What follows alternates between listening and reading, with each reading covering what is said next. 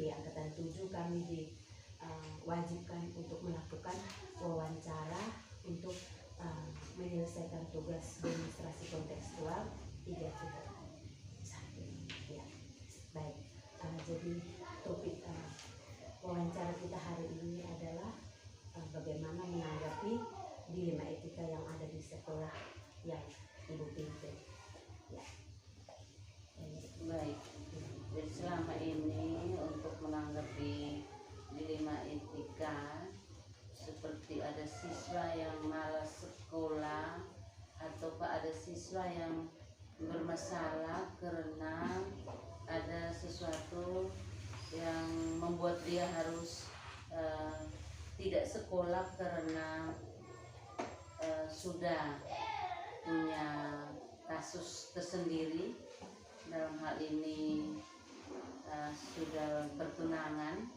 Itu biasanya saya mengambil sikap untuk dia harus terus menyelesaikan dulu sekolah sampai selesai, lalu baru berurusan dengan itu kemudian. Biasanya saya menampung terus sampai dengan dia selesaikan sekolahnya. Iya. Terima kasih. Jadi yang berikut, selama ini bagaimana Ibu Kepala menjalankan pengambilan keputusan di sekolah, terutama untuk kasus-kasus di mana ada dua kepentingan yang sama-sama benar atau sama-sama mengandung nilai kebajikan? Kalau dua kepentingan sama-sama benar dan sama-sama salah, itu biasanya saya berkompromi dulu dengan semua staf Dewan Guru, lalu baru kami ambil keputusan, dan keputusan yang terbaik adalah kita mengambil yang benar, itu yang kita ambil, dan yang salah kita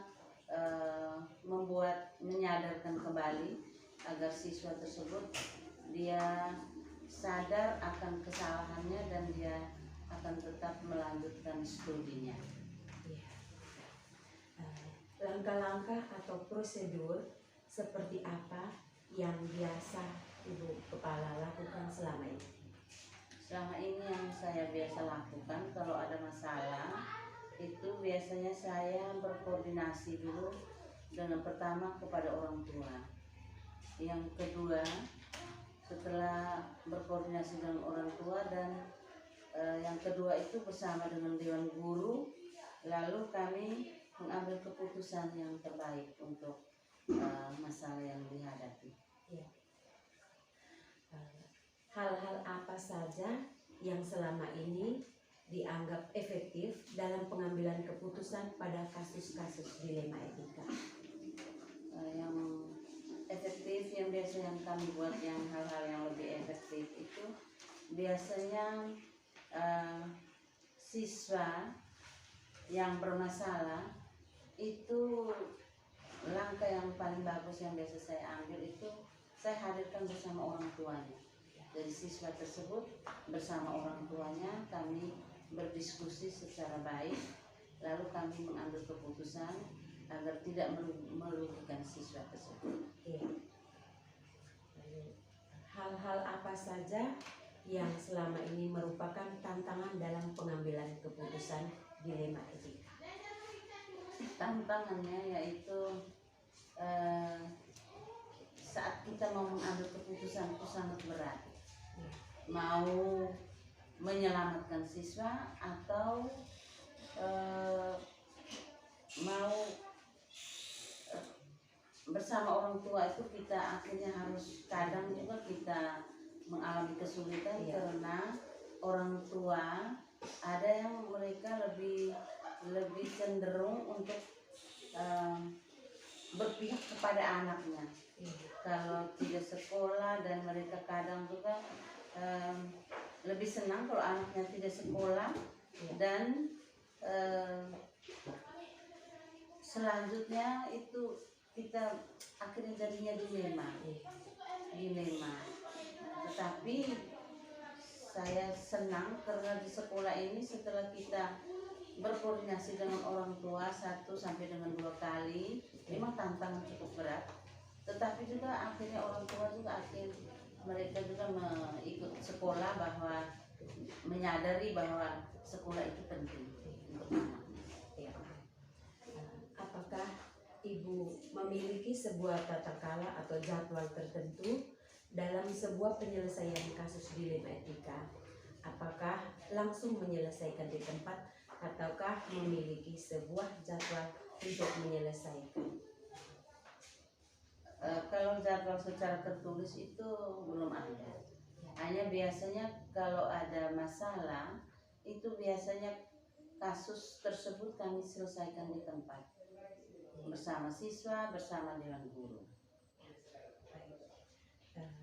Adakah seseorang atau faktor-faktor apa yang selama ini mempermudah atau membantu dalam pengambilan keputusan dalam kasus dilema etika?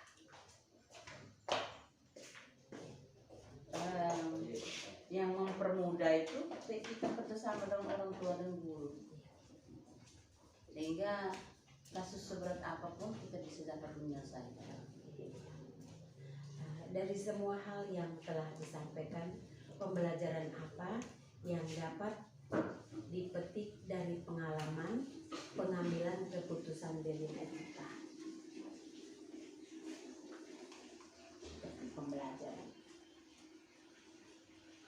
Pembelajaran apa? Ya. Dalam pengambilan keputusan dilema etika ini sebuah pembelajaran itu bahwa untuk sekolah itu menjadi baik itu memang tantangannya banyak, baik dari siswa maupun dari guru. Tapi saya tidak merasa berat karena memang selalu ada kerjasama dengan orang tua, dengan pihak-pihak terkait, sehingga kadang mempermudah saya untuk bisa mengambil keputusan. Baik Ibu, saya berterima kasih sekali atas kesempatan yang diberikan dalam wawancara ini, sehingga saya dapat melaksanakan tugas kami dari demonstrasi kontekstual modul 3.1. Iya Ibu, terima kasih banyak atas waktunya. Oke, terima kasih juga, semoga sukses. Iya. Selamat sore. Ya, saya minta izin waktunya sedikit untuk melakukan wawancara karena kami dari CGP Angkatan 7 ini dapat tugas mewawancarai Ibu Kepala antara 2 atau 3 orang untuk memenuhi tugas demonstrasi kontekstual modul 3.1. Ya, baik Ibu. Jadi bisa Ibu ya kita wawancara sedikit. Ya. Baik. Jadi yang pertama, selama ini bagaimana Ibu dapat mengidentifikasi kasus-kasus yang merupakan dilema etika atau rujukan moral? Jadi selama ini sering dialami di sekolah itu antara dilema etika itu kita dilema kita mau apakah mau iya kan kita putuskan saat itu atau kita harus butuh waktu untuk melihat kembali menganalisis kapan harus kita putuskan. Iya itu baik ya. Jadi selama ini bagaimana Ibu menjalankan pengambilan keputusan di sekolah, terutama untuk kasus-kasus di mana ada 2 kepentingan yang sama, benar atau sama-sama mengandung nilai kewajiban? Saya langsung beri contoh. Ya boleh. Jadi seperti yang saya alami di sekolah kami ada rekan guru itu kita benar-benar mengalami dilema karena kehadiran di sekolahnya Senin Kamis. Kita memutuskan apakah dia harus pindah karena merugikan anak-anak. Kalau dia tetap, toh sama saja karena kehadirannya seperti itu. Jadi yang saya analisis dari dia punya kesalahan, kita pelan-pelan panggil dia, panggil nasihat. 2 kali yang ketiga tidak bisa, kita langsung ke pihak yang bisa mengambil keputusan. Kita butuh orang lain untuk bisa memberikan keputusan yang tepat seperti apa. Jadi mungkin itu sudah masuk ke langkah-langkah atau prosedur seperti itu yang bisa Ibu lakukan selama ini. Langkah-langkahnya mungkin seperti oke. Jadi hal-hal apa saja yang selama ini Ibu anggap efektif dalam pengambilan keputusan pada kasus dilema etika ini yang Ibu hadapi tentang Ibu?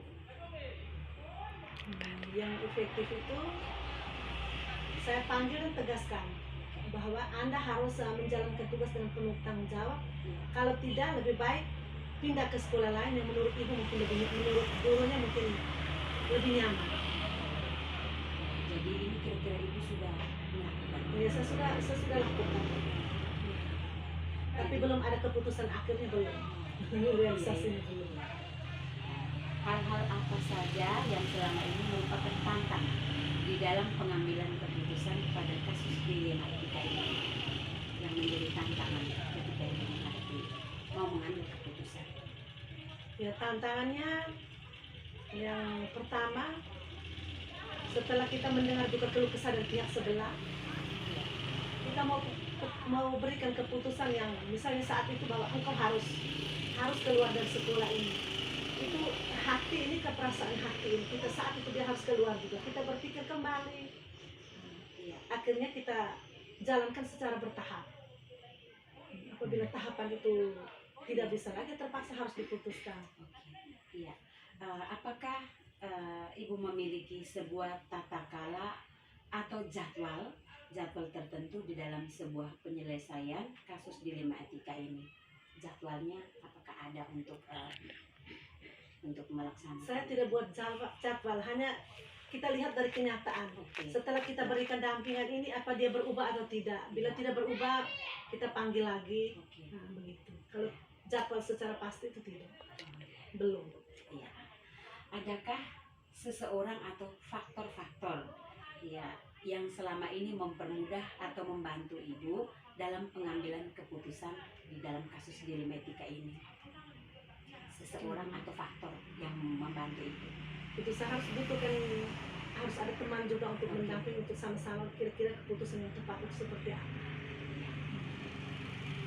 Dari semua hal yang telah disampaikan dari pengambilan keputusan ini, apakah ada pembelajaran yang dapat dipetik dari pengalaman ini di dalam mengambil keputusan dilema etika? Ada pembelajaran dari tahapan-tahapan ini? Pembelajaran dari tahapan-tahapan ini bahwa seorang pemimpin harus lebih bijak dalam mengambil keputusan. Harus bisa buat jadwal seperti tadi. Apabila belum berubah, cara apa yang harus kita ambil? Betul. Kira-kira seperti itu. Ya, Ibu ya. Oh ya, jadi kasusnya dari salah seorang guru dari Ibu di sekolah itu yang seperti itu juga. Ibu memiliki beberapa faktor atau cara-cara dan langkah-langkah di dalam penyelesaian. Oke, baik Ibu, terima kasih. Hanya itu saja pertanyaan dari saya. Terima kasih atas waktu dan kesempatan yang diberikan. Terima kasih. Terima kasih, Ibu. Terima kasih. Amin. Semoga sukses. Ya.